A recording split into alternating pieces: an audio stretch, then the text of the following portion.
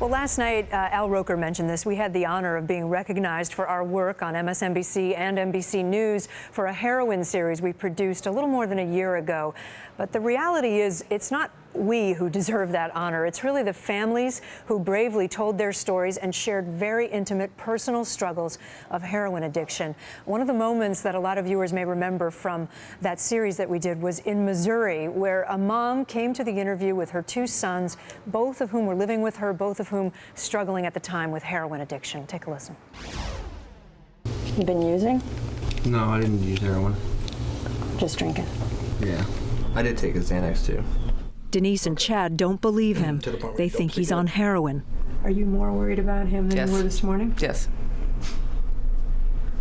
Yes. He knows we're doing this. He goes, he gets high. That's why you're here, though, right? Right. That was a tough moment for Denise. I do want to tell you, though, that her two sons are doing much better a year and a half later. They're both in recovery. Ben, one of her sons, is actually working in construction now, so that's good news. I want to bring in a couple of guests with us here. Debbie Gordenstien, whose son Dan and her family were also featured in our stories about heroin addiction. Debbie, good to see you in Boston. And also here in the studio, a man who's helping fight this epidemic. That's Judge James Reitz. He runs drug court in suburban New York City, just outside of New York. Thank you both for being with us. We've all talked over all these months. Debbie, you and I have been in touch ever since we first met you a year and a half ago. Bring us up to speed on what's going on with your family. I know Dan was struggling a year and a half ago, then everything seemed so good, and you just had another setback. Yeah, Dan had done very well. In fact, remained sober for a year and a half. And just had another setback recently, relapsed, but because, you know, we sadly have experience with this, we caught it quickly.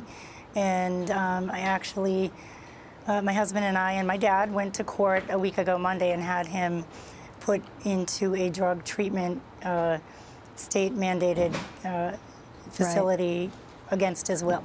And we've talked about this, Debbie. It is so difficult for parents in your situation. I know you've told me that there's such you find a lack of resources, a lack of knowing what to do. It's very hard. People are afraid to talk about it, and you know, there's a lot of shame with addiction, and I think that because of that, there's no light on it. My dad has always taught me, you know, shine light on something, because mold doesn't grow in the light. It only grows in darkness. And I know sadly, that's why you're here. Right, right. And that's why I choose to talk about it. You know, it's not just about my son, you know, and my story. It's about everybody. And if it can happen to us, I believe it can happen to anybody. Yeah, I've been to your home. I've been to where you live. You're from I think it's fair to say, a middle-class area outside of Boston. You do quite well. You're maybe not, your son's probably not the face that people have in their head when they think of someone who has this addiction. I want to put up a couple of numbers on the screen, because it is stunning when you start to think about the number of people that we're talking about in this country. 2 out of every 1,000 Americans are addicted to heroin right now. It is staggering. 110 overdose deaths from legal and illegal drugs every day. 8,200 heroin-related overdose deaths every year. And the numbers are getting bigger. I don't want to be all, Debbie Downer about this, but it is an epidemic. It certainly is an epidemic, and the sooner the people realize, the better off we'll be. We have the resources, we can help out, and we do make a difference. As you know, with Michelle and our team, she was on death's door from heroin. Michelle's a woman that we profiled in our series. And she's over 7.5 years clean and sober, and she's back on the team now with us, helping people similarly situated. It can be done. To the mom that we're talking to here on TV here today, please don't ever give up. There is hope, and I'm telling you, your son is still alive. There's a lot we can do. Tell me about the drug court. I've seen it in action, but you have how many people in now? Right now, we have about 95 people on average on any given day, and several more, 20, 40 people waiting to come in, and we just get them in as soon as possible. We never say no to those that are in need of help. We realize that after 9 years being on this county court, I'm the judge in Putnam County, I'm very fortunate and privileged to serve, that after 9 years, the numbers are very clear. We can make a difference to a large extent. our recidivism rate in our treatment court after graduation is down to 12%. Of those that graduate successfully and get through this program after 2 years, because we hold them accountable, people are staying alive and coming back to help out, taking care of their families, taking care of their kids. Debbie, what do you want other Americans, other moms out there to know?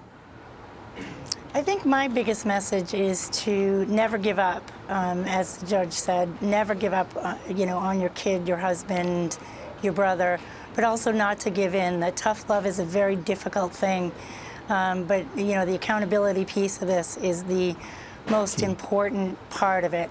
And we're also afraid as moms and dads to let go and not hold these kids accountable because we're afraid they're going to die.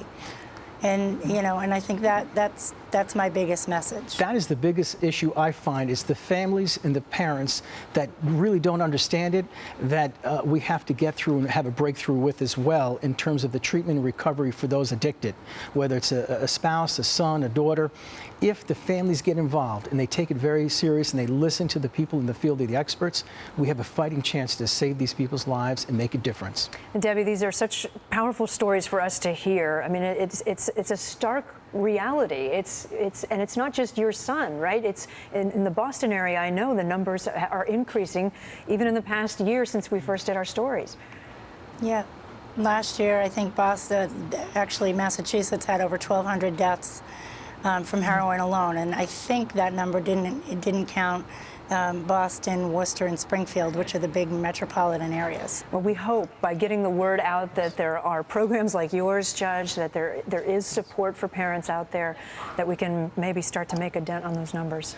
Kate, congratulations on a great job getting the word out. I thank you so very much. You, as I said at the top, you too deserve the Emmy as much as any of us do. And please tell that to all your folks that worked with us on the series. We appreciate it. Debbie, thank you so much. Debbie Gordenstien, Judge James Reitz here in New York.